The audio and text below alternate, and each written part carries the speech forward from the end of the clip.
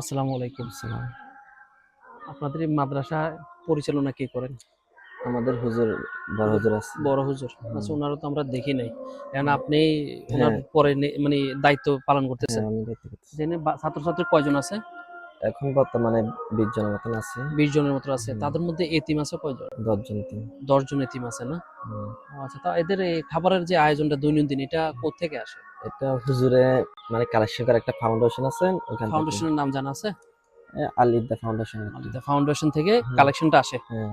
আচ্ছা, আচ্ছা। এটা দিয়ে এদের হয়?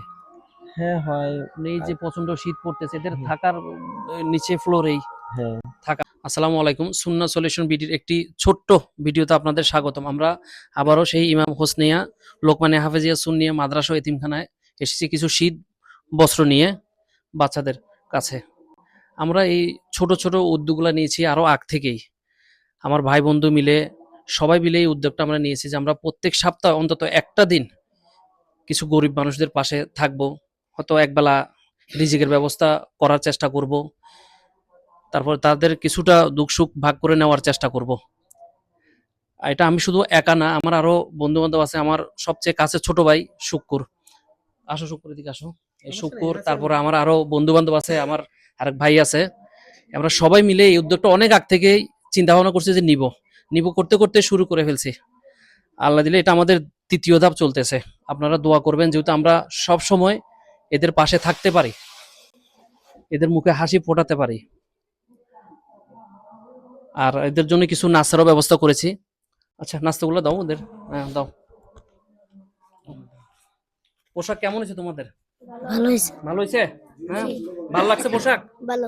জোরে বলো, ভালো লাগছে? ভালো। আচ্ছা, একজন নাও, একজন একজনকে দাও। হ্যাঁ, দাও একজন একজনকে দাও, শুক্র সবাইরে দাও।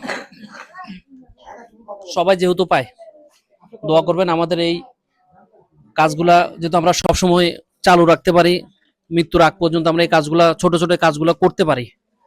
আমাদের কাজের দ্বারা যদি একজন মানুষের উপকার হয়, আলহামদুলিল্লাহ আমরাও খুশি। আর আল্লাহ পাকের রহমতে আমরা চেষ্টা করব প্রত্যেক সপ্তাহে অন্তত একটা দিন এদের সাথে সময় কাটানোর জন্য, একটা দিন এদের সাথে ভালো আনন্দময় মুহূর্ত কাটানোর জন্য। কারণ কিছু অসহায় এতিম বাচ্চারা সবসময় ওদের আত্মীয় স্বজনের দিকে তাকাই থাকে যে তারা কখন আসবে। শুক্রবার একটা দিন অনেকের ছুটি থাকে, বন্ধ থাকে, ছুটি থাকে। এটা সবসময় যেমন আমরা আমাদের ছেলেদের মাদ্রাসায় পড়াই, সপ্তাহে একটা দিন বাসায় নিয়ে আসি, ভালো ভালো খাবার হয়তো কম বেশ যাই অন্তত ভালো খাই। কিন্তু এই যারা অসহায় বাচ্চাগুলো আছে, এতিম বাচ্চাগুলো, এরা মানুষের দিকে তাকিয়ে থাকে। তারা কে আসবে আত্মীয় হিসেবে তাদেরকে নিয়ে যাবে, তাকে বুকে টেনে নিবে। আমরা চেষ্টা করতেছি সব সময় তাদের পাশে থাকার জন্য, তাদের মুখে হাসি ফোটানোর জন্য। আপনারা দোয়া করবেন আমরা যাতে আমাদের এই কাজটা সম্পূর্ণভাবে চালিয়ে যেতে পারি। আর যদি আমাদের এই ছোট্ট এই ভিডিওটি ভালো লাগে, যদি ইঞ্চিত আপনাদের মনে যদি একটু ভালো লাগে, তাহলে দয়া অনুগ্রহ করে একটু শেয়ার আর লাইক করার চেষ্টা করবেন আর আমাদের পাশে থাকার চেষ্টা করবেন। আমরা সব সময় কাজ করবো এই বাচ্চাদের নিয়ে। কিছু অসহায় বৃদ্ধ মা বাবা যেগুলো হয়তো সন্তান ফেলে চলে গেছে, খুব অনাহারে কষ্টে দিন যাপন করতেছে, তাদেরকে নিয়ে আমাদের এই মূলত ভিডিওগুলো করা। আর তাদেরকে নিয়ে আমরা সব সময় এই ভিডিওগুলো করব। আল্লাহ পাক যদি আমাদেরকে রহমত করে হেদায়েত দান করে। তোমরা খুশি তো? জি। জি। খুশি আছো তো? জি। আপু তুমি খুশি আছো? জি। যাক, আলহামদুলিল্লাহ। আচ্ছা,